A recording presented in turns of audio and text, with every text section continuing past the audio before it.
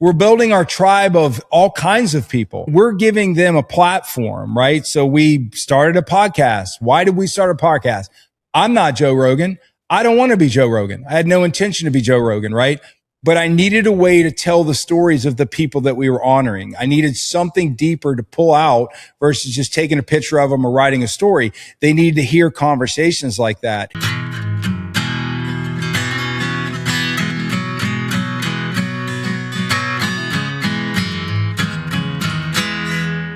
Hey, welcome to 10X Your Team with Cam and Otis. We're a father-son leadership podcast where we talk with other lifelong learners about making an impact and solving big problems. And when you skip recording for a week or so, it's like, what the hell do I say when we start this thing? Yep. We were down visiting some folks in Tampa last week, and now we're back in our normal home venture. Still trying to get back in the routine, folks. If you were ever to turn on the recorder when we come to start a show, you would wonder what the hell is Camden doing, because it sounds like one of those cartoons where they go behind the door and there's banging and the doors bouncing out and almost exploding from all the things going on. And then all of a sudden Camden's camera finally turns on. And then there's a little bit more banging and arranging. It's just perfect. That's my normal routine, though. That's not me coming out of Tampa. That's my normal podcast routine right there. That's perfect, man. It sounds like real world stuff, which I'm into. That's perfect. I'm just so damn busy. Yeah, it must be a lot happening there in Tucson with as much noise as coming on from the other end. There's your new pro tip. You want to sound productive and like you're really important. Turn off your camera. I'll be right back. Leave the mic on and start shuffling shit around on your tracks. Absolutely. Absolutely. Hold on. I got to hit the head, fellas. Mid. I may just pull up mid and come back. I'll let you know. Yeah, there you go.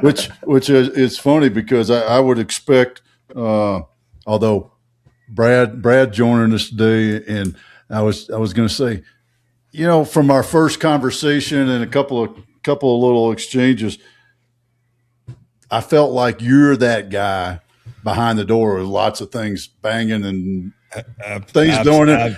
Brad shows up today and he's got this nice studio. He's sitting on a stool right now, folks.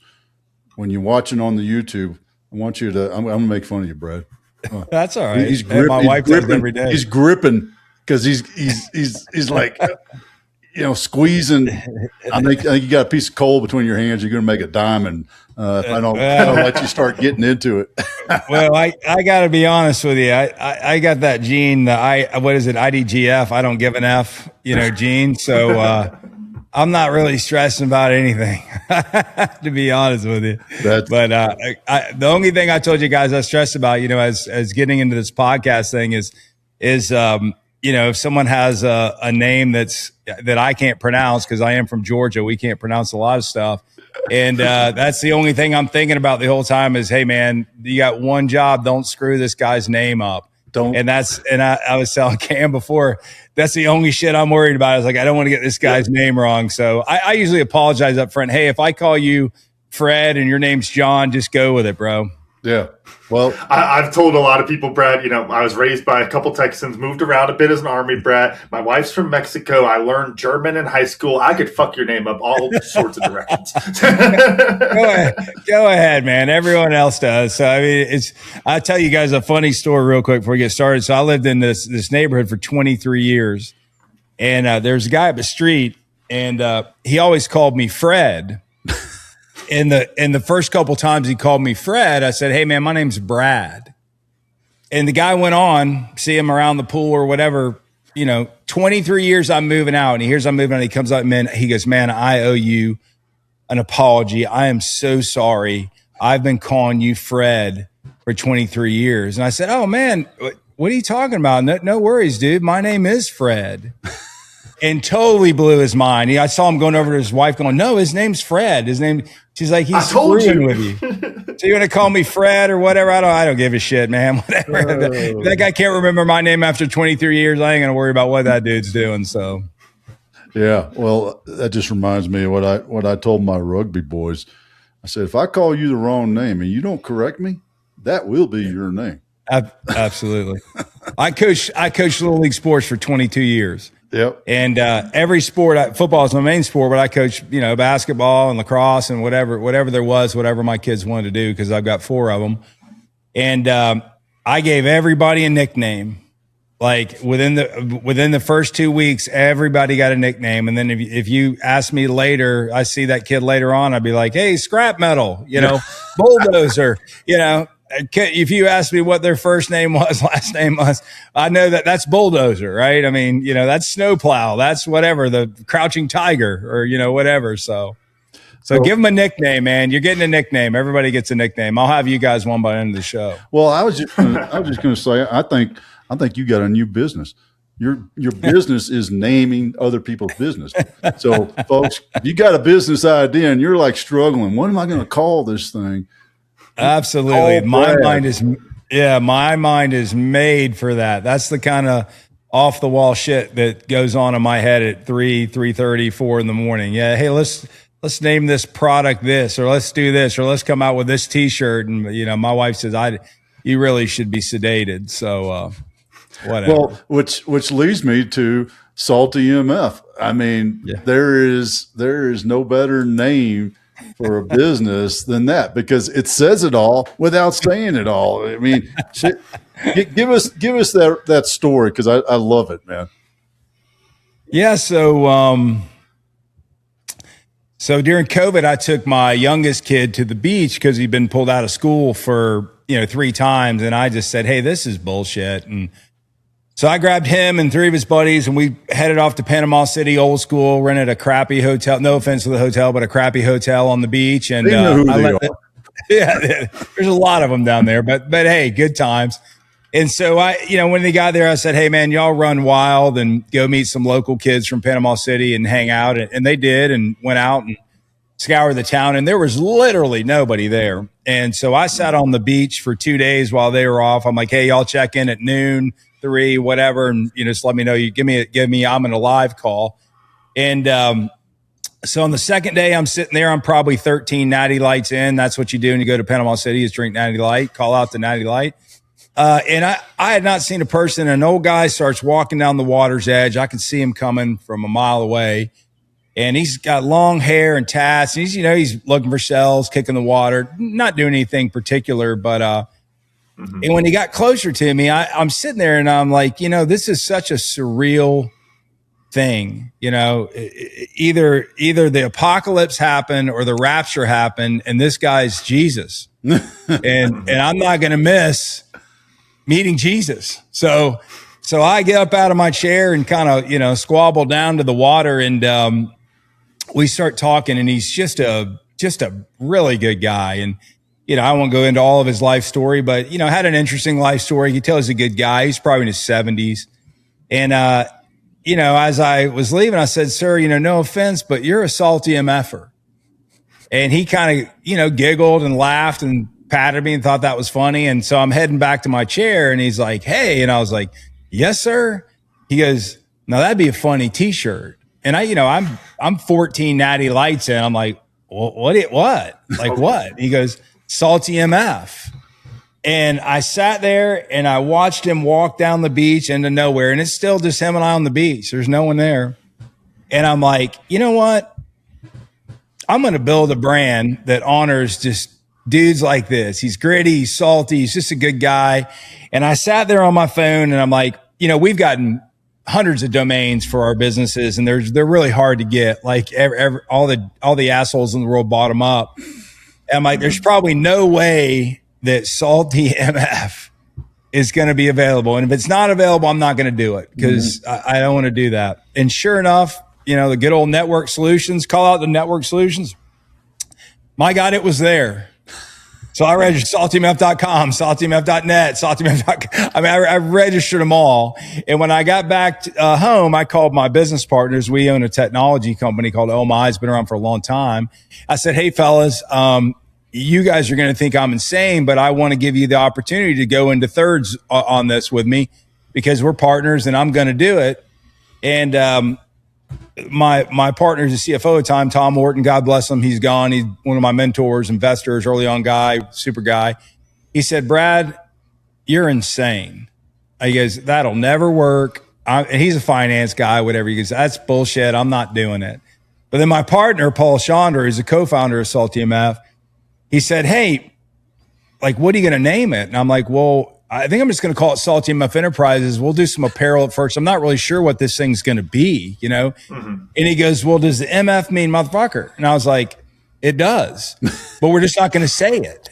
And he's like, I'm in 50%. I want 50%. So we went off and, you know, started doing, you know, we were tech guys. So setting up commerce sites and all that stuff wasn't really a far reach, but, so that's the story, the origination story of it. And, it's just grown into just all kinds of crazy stuff, but it was meant to honor that. I mean, I always tell people, like, people go, how's the t-shirt business going? Or how's the apparel business going? Or how's the music business going? I'm like, we're not in the apparel business. We're not in the music business. We're not even in the technology business. So, well, what are you in? I go, we're in the business of attitude.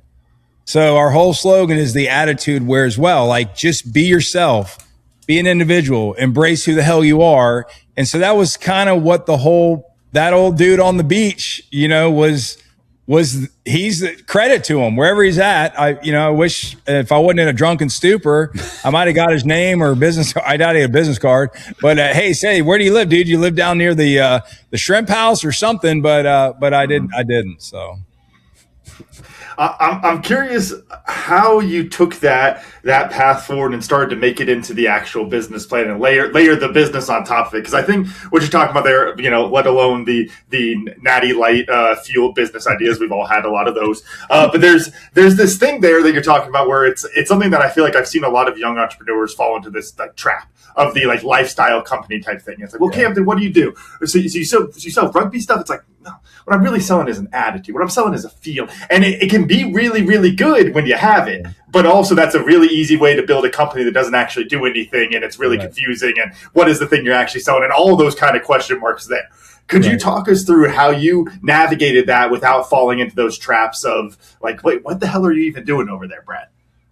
Yeah, and I mean, I think people still say that. Like, what the hell are you doing over there?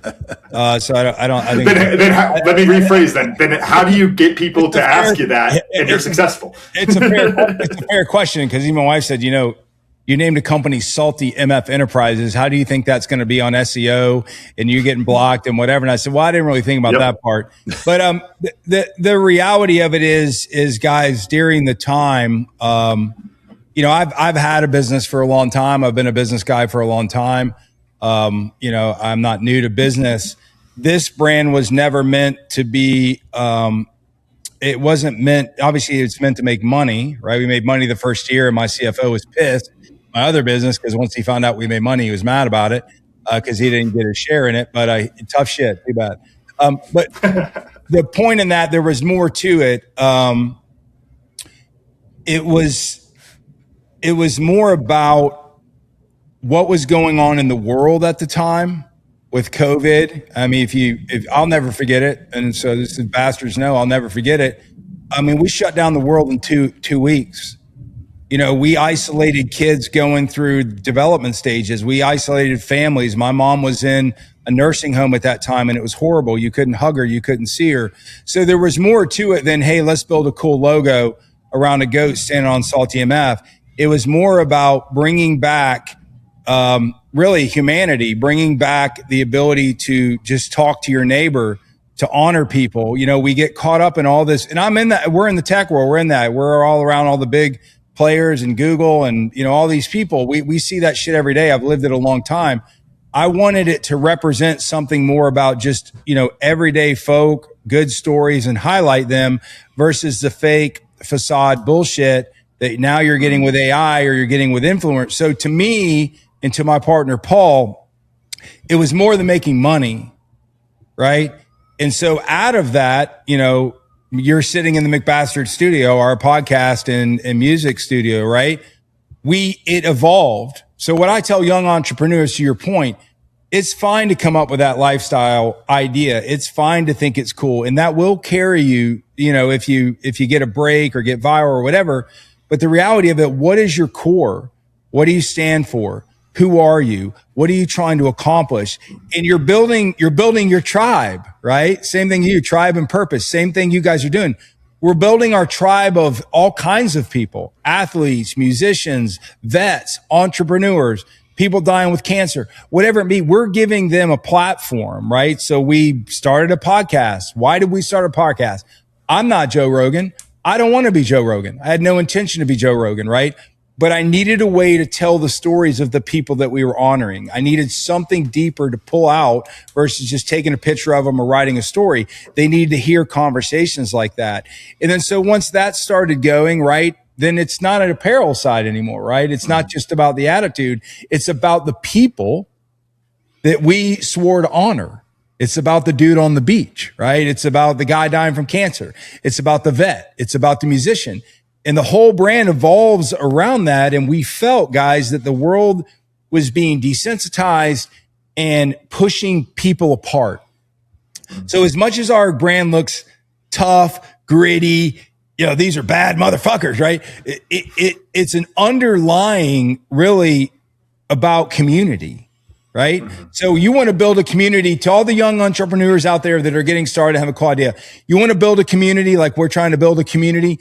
You better buckle up because you may not sell enough hats to cover it. You better buckle up and get wise on how you're doing it. But if you're committed to something, guys, right? Like you're committed to your show, and you don't take no for an answer, you evolve with it. So what happened after that? We evolved into like doing this Salty's live music. Same thing. Started honoring local musicians, independent musicians. Weren't getting any press. Weren't getting acknowledged because the music business is corrupt as shit. Well, we're kind of agitators. We like to give people a shit burger. So if we can give somebody a shit burger in the music industry or another industry, then we're all in, no matter what. We're going down swinging.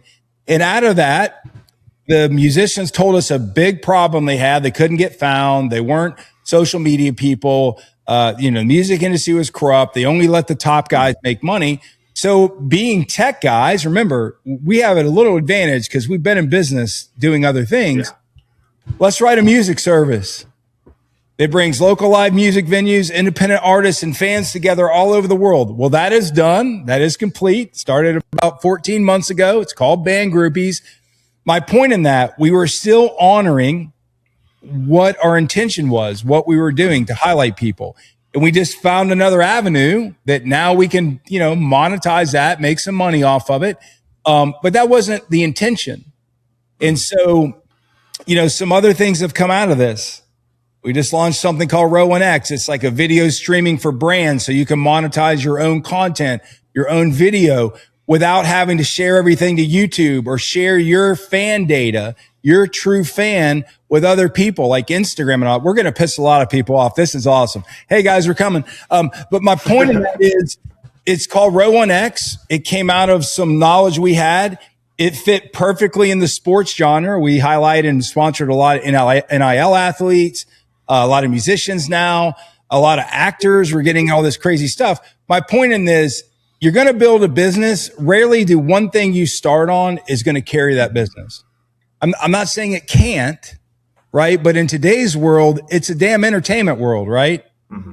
And you got to be entertaining people. So I would say back to that, it was long-winded, Cam, very long-winded, but there is no guarantee for any entrepreneur out there for any idea. What I can tell you, if you believe in it enough to put your own money and your own time, buckle the hell up and keep pushing and keep evolving and keep finding things that kind of make sense so that you can tell a story and goes, oh, that makes sense. Yeah. Well, these guys don't know shit about music. Well, I didn't know shit about apparel either. I didn't know shit about, so I think my advice to the younger generation is, if you got to work to pay bills, great. But if you're really passionate about something, you can believe in it, do it anyways. Fuck it. Fuck it. Every time I've ever gone out and tried to make money on something, I lost money. Every time I just said, fuck it, I'm doing it, I made money. So it's great if you're a big ass company and you got to go through the marketing plans and the marketing budgets and whatever. If you're 2 or 3, 4 guys, 5 guys, gals, whatever, you got an idea, pull your ideas, pull your passions and just start. So I don't I know. want to. I love that, and I want to jump on one specific piece there before you go, Dex. I know you got something, which is talking about like the idea of like the lifestyle company or like building a community. These have become almost like kind of like buzzword type things. It's not for entrepreneurs, right? Oh, I need to build a community, and I think the nuance there that I realize as you're going, Brad, is that those things are usually end states for people who have done a lot of work beforehand. It is not just here's my community. I started a community. I had 5 businesses before this. People liked me, and then I built a community. And that is the key difference there. It makes me think of one of my favorite musicians, Sturgill Simpson. People talk about like a jam band, and he's like, "We're a band that played for 20 fucking years, and now we jam. We're not just a jam band. It's completely different." And I think that's exactly what you're talking about there, Brad. So I just want to zoom in on that before you go. I think it, I think it is, but I think I'm dumb like that. So I mean, when we started OMI, which is our technology business, consulting type firm, it's almost 28 years old. So I had a business before we sold it. I wanted to do something with my partners in that they didn't want to do it. I just said, hey, I believe that there's a different way to do this. I remember walking into the business. Then you had to walk into the business license place in Fulton County. There's no online shit. You had to walk down there and fill out a bunch of paperwork. I remember walking in with my dad, and he goes, "I love your idea, but like, are you positive about this?" I said, "No, I'm not positive." He goes, "What are you going to name it?" I said, "I'm going to call it Outsource Management Inc." He said, "Why are you going to call it that?" And I go, "Because I'm not really sure what I'm going to do yet." And within a couple years, we had an idea. We come from it, and we just kept building on it and building on it and building on it and building on it. I was not qualified to be a technology person. I had no coding expertise. I had nothing. I just believed in what we were doing at the time, and I believed it was unique. And what we started there still runs as a technology platform 25 years later. So I think the advice I give people, you want some other advice, it's an advice show. If not, you can take my advice and, get some toilet paper and hit the John in a second, whatever you want to do. But the reality of it is I've always been pretty good at surrounding myself with good partners or people that can do things better than me, right? Maybe not better than me, but can do it quicker than me, or they feel like we're doing. So any advice, regardless of, I'm sure the Harvard Business School and MBA program is throwing up right now in this conversation if they were listening to it. But in any event, whatever you do, you can't go solo in life. And if you can't hire good people, and you don't have the money to hire people, you'll find people that believe in kind of what you're doing, and you can get a lot done without having to go raise, $100 million. And so I think I don't think they may be scared of it. I don't know. Like I said, Cam, I'm dumb like that. I'm just dumb like that. It just gets in my head and I go. So there was no marketing plan for this. And I can't say there was really a marketing plan for the company we've had for 28 years. And, it's people always go to the big businesses. What big businesses do? I'm an entrepreneur. Right. I'm an entrepreneur. I've worked at big business, absolutely hated it, made a ton of money. It's not who I am. So I think we try to put everything in one bucket. This is the way you have to do it. This is the way that the Harvard MBA tells you to do it. That's not true.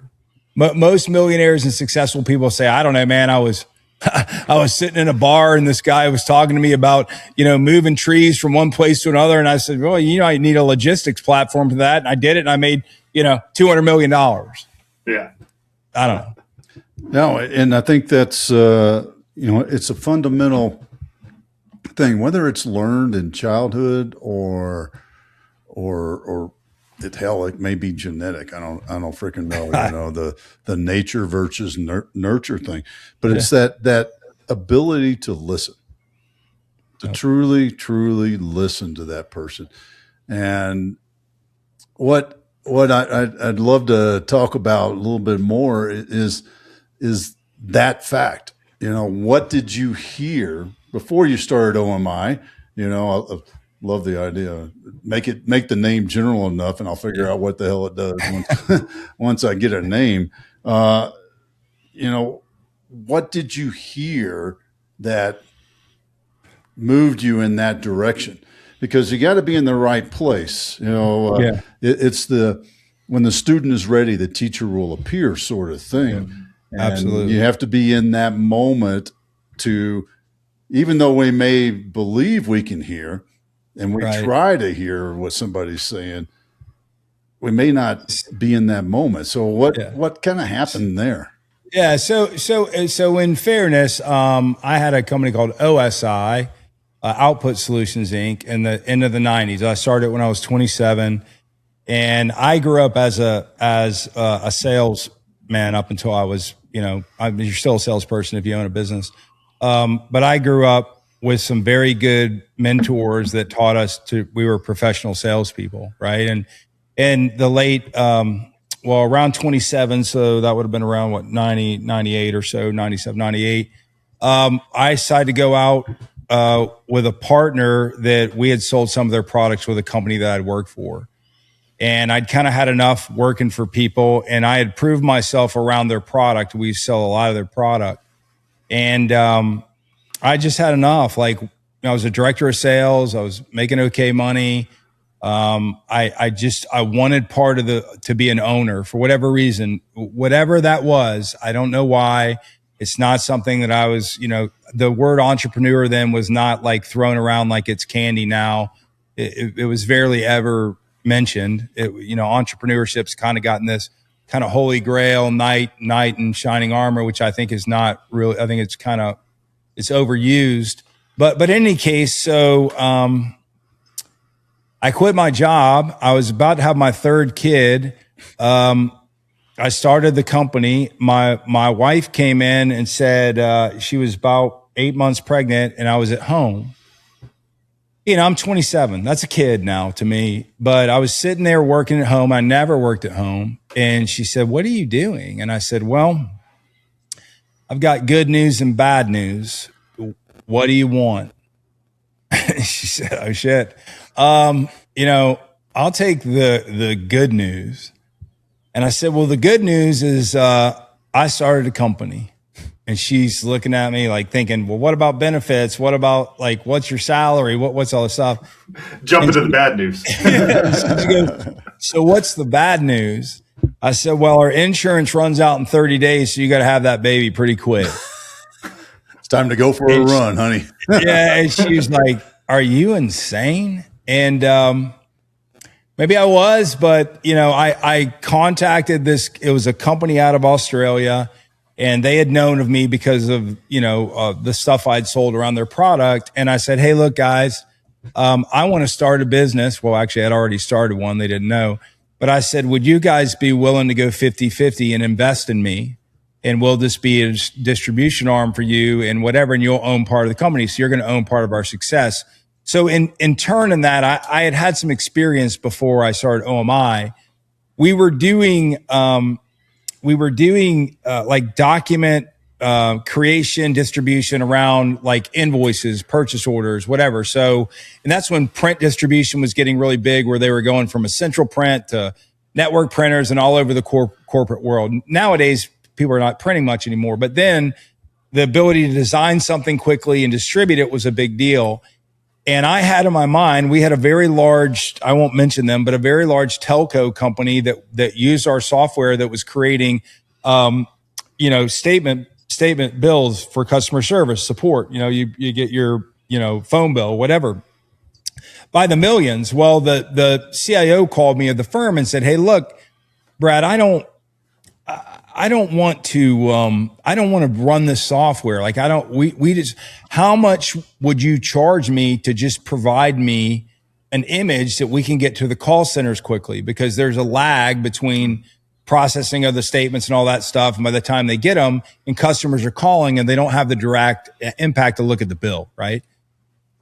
And I'm like, shit, I don't know. There was no SaaS then. There was no in the cloud. So I tell this guy, I'm like, I don't know, 80 cents. He goes, "Dude, we're processing millions of these." And I'm like, "I don't care. I mean, 34 cents. And he's like, "Okay, done. Figure it out." So then I was like, oh shit, like this guy just bought off on this. It makes perfect sense. The world's going to the internet. At that time, the internet was starting to take off, and everyone else was, "Hey, you can get a beer and a condom on the internet," kind of stupid shit like that, kind of like AI is right now. And I believed in that. I went to my partners in Australia. I said, guys, I have this idea. I want to create a virtual service bureau. We're going to use our software. We'll do it this way. And they didn't want to do it. Because they were making a bunch of money selling their software, licensing. What we were doing was pretty unique at the time, an application service provider, pre-cloud, pre-SaaS, pre-Salesforce, pre all this stuff. And so that's when I went in OMI and I had the idea I was going to build this like virtual online processing to do statements and all kinds of other type stuff. And so that's how we started. And it was painful. I mean, the first 3 or 4 or 5 years was painful. We were going to buy some tools to do it and just offer the service. We got threatened to be sued by a product we were using, even though the president, CEO, VP had signed off. We'd bought an enterprise license and it was, so I'm like, we're rolling, like we're selling, like we're rolling. I remember I was a sales guy. I wasn't a technical guy. Like we're selling. And then we get a letter saying they're going to sue us. So we're like, oh shit. Like, what are we going to do? I mean, like we built our whole business around this. Well, that's how I got into the technology business. We sucked it up. It was painful. We wrote what we had bought before to bring together. And so, but I tell people it was painful, man. I mean, there were times that I just was like, man, I believe in this. It's real. It's, there's a need for it. There's a cost saving. There's a value to the customer. But man, this shit's painful eating peanut butter and crackers and, worrying about if you're going to lose your house. But we pulled it out. So, I mean, I think you get a tendency to, you get thick skin, right? And you know when to panic and when not to panic. And, at your worst moments, sometimes that's a God-given thing that maybe the good Lord is testing, like, how much do you want it? And I've been fortunate in many cases that I guess he thought I wanted it enough and had done the Job routine and he let me pass. So long-winded, but that's technically how OMI got started. So I kind of fibbed a little bit. I kind of knew what I wanted to do, but, what we wanted to do didn't turn out to be the ideal situation. Well, and that's the other piece of it that I want to get your perspective on how that happens and how maybe you handle it. Is that, when you're listening to somebody, you cannot solve everybody's problem. Because then it does become the shiny object, which dilutes any ability to accomplish what you want to accomplish.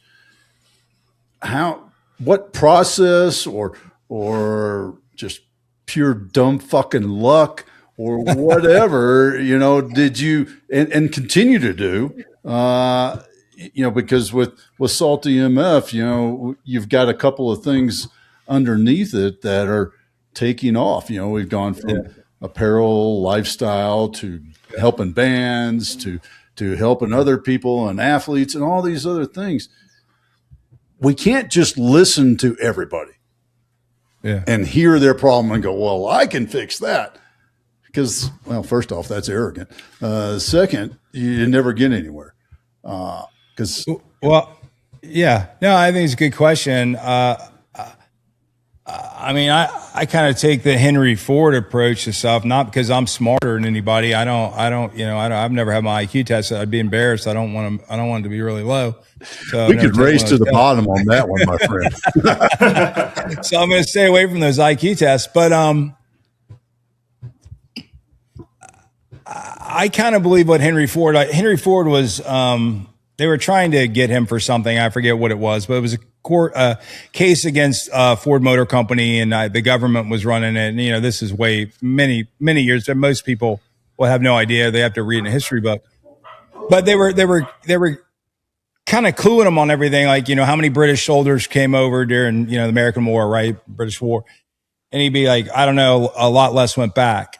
And he was kind of being skitty with him, right? Just kind of being skitty with him. And he said, look, on my desk, I have a light board. And if I push the blue button, I can summon the best manufacturers in the world. If I push the red button, I can summon the best accountants or financial people in the world. So I have a whole light thing in front of me. I don't have to know everything. I have to be the one who has a vision. I can organize it.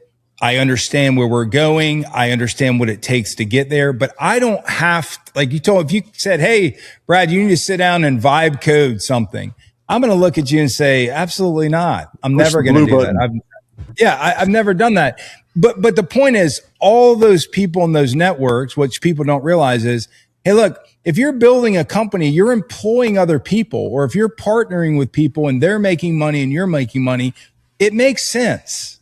Everyone wants all the credit for stuff, but you can do, I'm not going to be an astronaut. I'm definitely not going to be a brain surgeon. So I don't tell my kids, hey, you can be anything you want to be. That's probably not true. But if it's within reach, and you can assemble the right people or technologies or partners, you sure as hell can do anything you want to do. And I think we've gotten the negative world around us doesn't teach that anymore. I mean, when you were a kid and you fell down on your bike and got a scrape or something, your dad or mom pick you up, pat you on the butt. Oh, you're okay. You're going to make it. That kind of like, hey, it's okay to fall or it's okay to get hurt. It's not the end of the world. It's not. We've kind of moved away from that. So I don't think it's blind confidence. I'm very aware, like if you mess something up or if you miss, some revenue things or whatever, you can go out of business. And we've put some projects that we've done out of business. Like, so it's not blind faith. There is some level of, hey, let's use some logic in this. But from a Salty side, it was never intended to be that. If it never made money, I wouldn't have given a shit because we believed in it enough, right? That we thought, just like what we're doing, I would never be talking to you guys if we hadn't done this. I would have never met all these people. I would have never learned the music business. I would have never learned the entertainment business. So for me, it's and our team, we're learning new stuff and cool stuff and things that, to keep us kind of excited about it. What you need to realize is most things that happen or change in industry come from people that don't know anything about the industry because they don't have any preconceptions about it.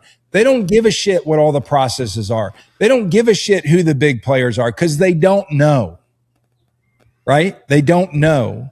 And I think people think if you're not tied to a record label or you're not tied to that, that's not true, right? But we're told it's true. And you know why you're told it's true? Because it benefits the systems in place. Mm-hmm. They don't want guys like you or me figuring some shit out. Like, these guys are stupid enough or crazy enough to actually stir some shit up, right? And maybe make an impact. And so I don't know if that answered your question, but like I said, everyone thinks that it's on them. Get a good team of people, partners, even if they're not your employees, people or whatever. And if people come together and you can kind of make people happy with, they feel like they're benefiting from whatever that arrangement is. You can change a lot of things, right?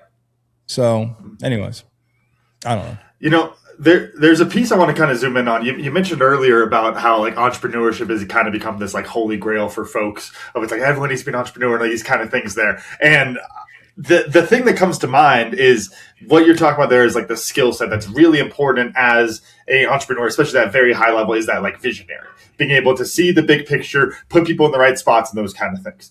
Now, Brad, if I call you up and I'm fresh out of college and I'm the visionary and I don't have a team and I barely have a business and these kind of things, again, it's kind of like we were saying with the jam band. It's like putting this thing above what the actual work is there. What are your thoughts on how to develop that actual work ethic that the entrepreneur needs while still allowing that visionary side? Because I know I felt this personally with my own businesses of it's like when I'm too in the weeds, the visionary crap's gone. It's I can't solve anything really. I'm too busy working on it, right? It's hard to be able to develop those two skill sets at the same time. But as an entrepreneur, you really need both. I can't just say I'm a visionary. I need a team. Like you gotta pull yourself up by the bootstraps at a certain point, right? What are your thoughts on that?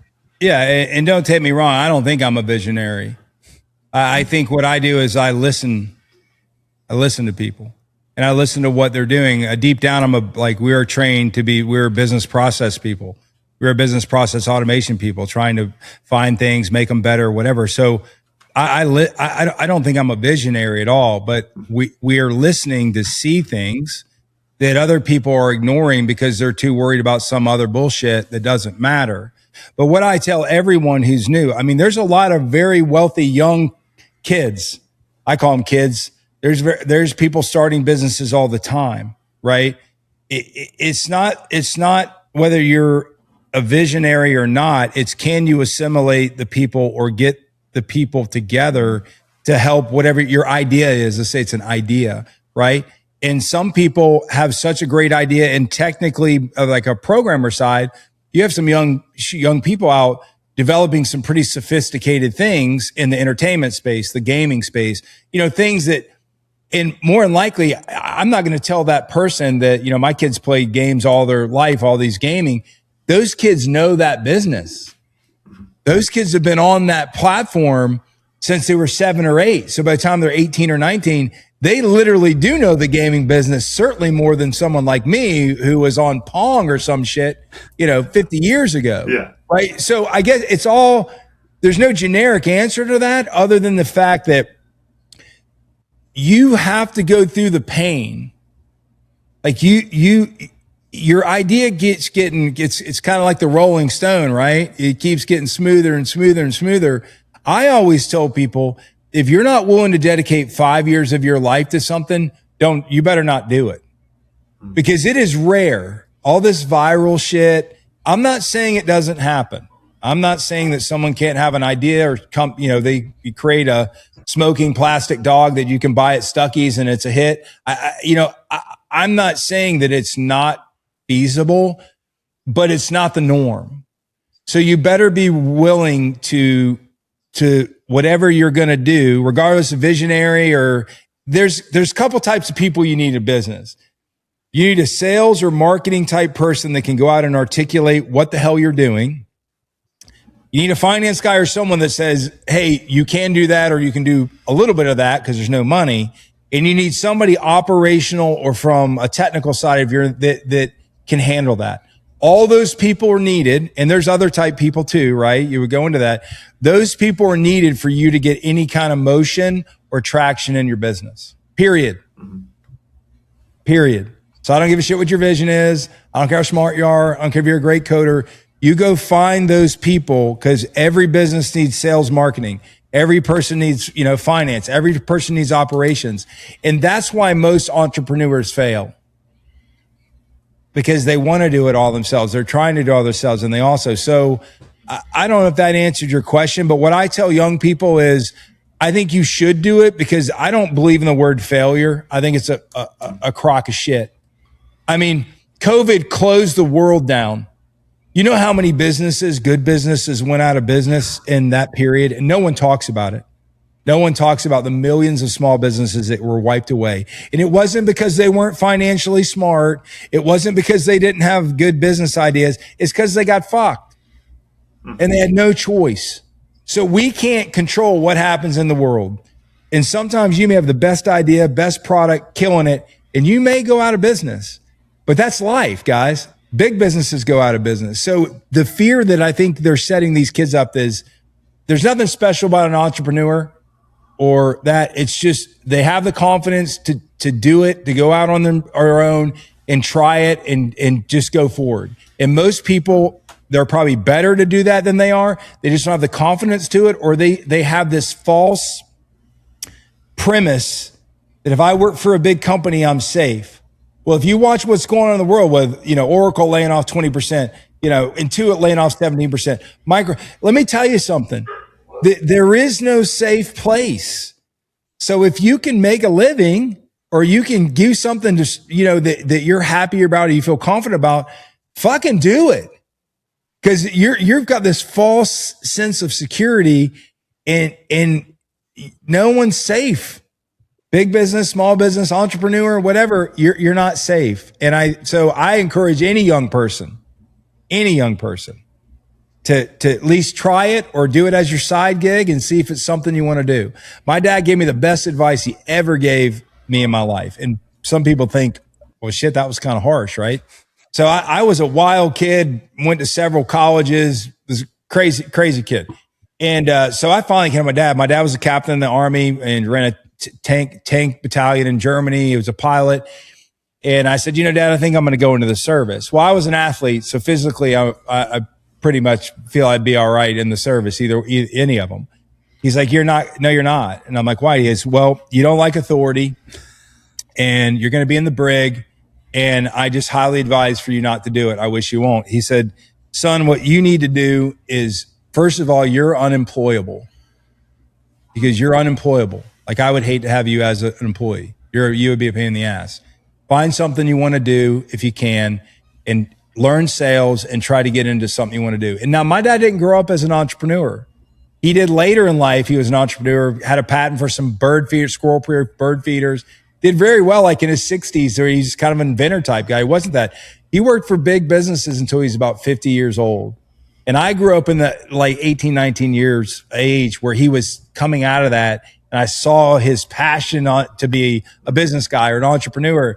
And he was so excited and he was different. And man, I just saw that. And I was like, I saw him get from like a drained corporate guy to, to an excited guy doing fun stuff. I don't know if I answered that question correctly, but if there's a test, we could be on here for 3 hours. Yeah. Well, I want to just touch on a piece in that because COVID presented, I wouldn't say a unique, because those sort of things freaking happen all the time, right? It's always as unique as you want it to be. Yeah, and the black swan. We'll just label black swan events. What do you tell that young entrepreneur when that black swan event that a restaurateur and the government says you can't have a restaurant anymore, people can't come in? How do you help that person survive to get to the next thing? Yeah, I mean, I would say that that was kind of when we founded Salty, and we weren't making enough money for that side to roll on its own. But we were fortunate. We processed stuff for banks, and so we got the exclusive, right to work. So during that time, technically, OMI was still running in business. A lot of people were still in the office, so we were fortunate in that. That side. I don't know what to tell them. I mean, millions of people went out of business. I don't know if I would have, businesses need money, whether that's from revenue or debt or, investment from somebody. And what do you tell them? I mean, the restaurant life was their life. That was their livelihood, so I don't know, to be honest with you, Otis, if I would have some advice to tell someone like that, because I mean, I know a lot of people that went out of business, they weren't there, and no one cared. no one cared. Yeah. And so I think that's another thing, just in that line though, some of those people were, at the end there, they would let them, take out orders, right? And do stuff like that. So some of them made it through that, but how do you, I don't know. I mean, if you're a restaurateur and you're a bartender or you're whatever, that's what you do. Yeah. I don't know. I mean, we're getting ready to have that problem, guys, with all these layoffs. Mm-hmm. I mean, you've got people that have been, you want to call it white collar. I don't really care, whatever, but office jobs or computer jobs or whatever. I mean, by the hundreds of thousands. Well, those people aren't farmers. So you can't tell somebody that was in an office, well, just go be a farmer or just go be a, whatever. And it's real, So I think ideas like we're talking about, if you can come up with an idea and find someone that believes in you, you can shift jobs. But entrepreneurship is going to be more rampant over the next 5 to 10 years than it's probably ever been. And it'll be out of necessity. It'll be people that probably wouldn't have done that, but they're going to be forced to do it. and that maybe some of that's a good thing, but a lot of people that'll be bad for them. So sorry, man. I'm sorry I couldn't give you an answer for that. I don't know really how to answer that. I wanted to add one thing there because I think it's an interesting piece with like that, the AI and all the different layoffs and, look, future casting things a little bit. There's conversations around, okay, what jobs do we get to keep, or, all the robots taking over the jobs, what do we get to do? It's like, oh, we can all just create and those things. And Brad, as you were answering there, one of the things that came to mind is this recognition I think a lot of people miss, which is that like my creation is this. Like my creation is the restaurant. My creation is like those are where we are thriving. That's our creativity. Like I'm not painting pictures. I'm growing food or like whatever it is. And I think that too often we can think, oh, work is bad and fall into those kind of things. It's like, no. People freaking love their jobs a lot of the time and they're good at it. And that is sad in a different kind of way, in a different problem set that I think a lot of people gloss over. Like this idea that we're all just getting kicked out of the corporations. We all get to go paint pictures at home now because the robots. It's like, no. It's way messier than that. So I want to add that later on. I don't know if y'all have more with that. Yeah. Oh, absolutely. It's why we kind of focused around the local live music, right? Around Band Groupeez and local, if you think what we're doing, trying to find local live music venues, right? To get the community out there, to have people find them, and local artists. I mean, the only reason there's a big push back for live events and outside is because we haven't been buckled down and told to stay in our basement and not be able to see your mom in a nursing home, right? So, I mean, that's naturally coming back. That's the way it was before all that shit, right? So a lot of that's moving back. But to your point, yeah, not everybody's a corporate employee, right? I mean, you've still got farmers, you've got, whatever, yard guys, whatever it is, whatever you're doing. There's a lot of businesses that, AI probably is not going to touch. It's not that you're just going to displace, though. You're still going to displace a large working force. That what I'm saying, like, hey, if I had to farm, I might be able to do it. I don't know. I'd be probably the mule out there, pulling the plow or something. But, you are what you are, but I also think you can learn something different. And I think a lot of people will get trapped in your mind starts to say, oh shit, I've been a carpenter, for 60 years, I can't do anything else. That's not true. You just kind of have to set your mind to commit to whatever a painter. Cam, if I'm painting, buddy, I mean, the good Lord is about to take the earth. So if you see me painting, brother, you better get your Bible out and start getting good with the Lord. So what's just keep thinking of it, the learn to code thing. So there's the coal miner who learned to code and then got replaced by the AI coding. And then what's great, trade schools are going really well. Gone to trade schools, and then the pipe fitting robots are going to come. And that's a sad life that guy's living out there. There's probably at least two of them. Well, hey, look, we won't get on it. We won't get into the propaganda campaign that we're continuously pounded by. But you have to take a lot of this shit for granted. Some of it's true. I'm not one of these AI doomsday guys. I still think AI is getting ready to get slapped in the face for a couple reasons, because as it moves to a tokenization model, kind of like an electricity model, it's not cheaper than the human capital. It's not necessarily better in some cases. Some cases it is, right? So the corporate world's about to it's going to cost probably 2 to 3 times more to deploy AI. And so all these yahoos are like, I'm doing a Claude bot or whatever they're doing. Hey, look, that's cool. And maybe that worked for something. When you go to enterprise scale on that, just look at it. The data centers they're building. Oh, yeah. Look at the data centers. I mean, really, a lot of money in that, but there's 7 companies that are benefiting from this right now. Mm-hmm. And I'm sure they'll hate me and say, don't ever do business with these my guys ever again. But that's okay, whatever. But you got to live, man.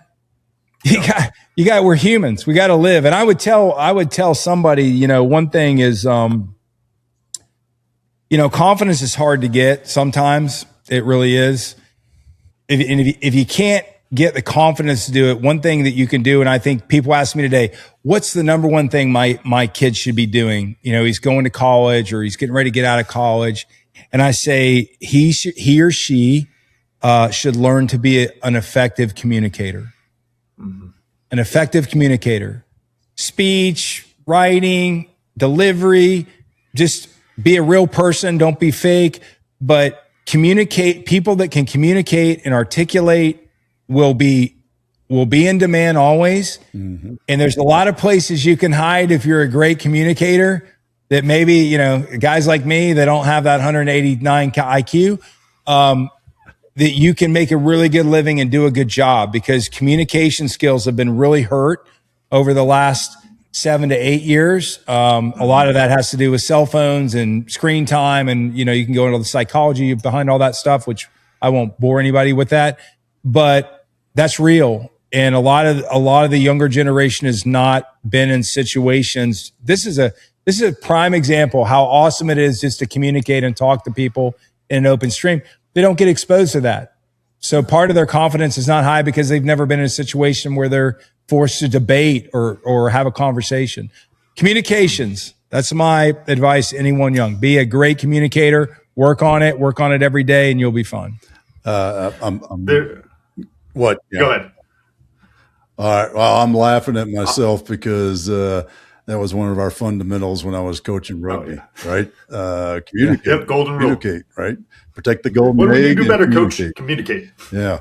Well, and then knock the shit out of someone. There you go. Yep, that's step 2. Brad's been coming to listen to me coach lately. I'll throw it to back to Pawpaw, my dad, and I learned from him how. Now, I think it was the latter part of his career. He's an engineer, and hiring new engineers who couldn't write. And then he started to look at what their course curriculum was, and they didn't even take English for 4 years in college. Yeah. And my dad is a much more patient man than me. He was rewriting papers for these young engineers that he had hired into his team because they couldn't write for shit, because they never got taught that. And it goes back to that fundamental has never changed. And, it's helping. It kind of makes me debate on my what I learned. But they're synonymous because you know what, in order to communicate, you got to listen. So I don't know if they're synonymous, but tied. We'll call them tied together, because if I'm a good communicator, I'm a good listener, because I can listen and hear what you're saying and understand what you're saying, then re-communicate that. So I love it. That's what I learned today. Camden, how about you? What'd you learn? I was going to say I have met a handful of folks out there who are good talkers, bad listeners, definitely not good communicators. So there is a distinction there. Mm-hmm. Always interesting folks are like, wow, that sounds really poetic, but you didn't hear a damn word I said, did you? That's all right. Other thing I was going to add on that, Dad, and I think just to wrap the point of the idea of the importance of the communicators, we've talked about this a bunch in terms of like different industries like academia, the value of the translator. We talk about Dubner for economics, or like a Neil deGrasse Tyson's for astrophysics. Like, you have to have somebody who might not be the best at the job, but they can go out and tell all of us idiots about it, and that has a huge value. And so, communication is freaking important. The other piece, for what I learned, I would say it's that jam band idea, or the idea of like wanting to be a visionary, wanting to be the lifestyle. It's like, those things you can do that, but it's like don't mistake this end state as the only goal. Understand how much it goes to reach that point, and that the people who are really good at stuff make it look easy. Don't strive for the easy, strive for that work there. Awesome. Yeah. Brad, how about you, man? What'd you learn? Well, what I learned is I talked a lot on this about a lot of different subjects. I love you guys questioning. I love what you're doing with Tribe and Purpose. I think, you have a similar goal probably with what you guys are doing, bringing men together in community. And I think we need, as for what you guys do, which you've highlighted me, which I'm very grateful for that. But what you're doing is, we need community. You need family. You need friends. You need community. You need to keep your family together. You need to not buy the bullshit about, that you got to go off and be something successful, or you got to go off and achieve all these things. Most of the people that are telling you in life, this is just what I think of the world. If you don't like it, I'm cool with it. It isn't going to hurt my feelings. But they set expectations for people that maybe aren't realistic expectations, right? And that can be your wife, your family, your friends, the world, whatever. But you have to find what you're comfortable with and who you really are, and do what success means to you, right? And I would give because you guys are talking about business and entrepreneurs, I would give any young people that lesson. You have to do what is success for you? What is a good life for you? And that's okay. If you meet that and do that, that's okay. You don't have to be an astronaut. From what I know, we never went to the moon anyway, so who knows? But I mean, my point in that shit is like, it looks good on TV. It sounds good when you're sitting around the bar.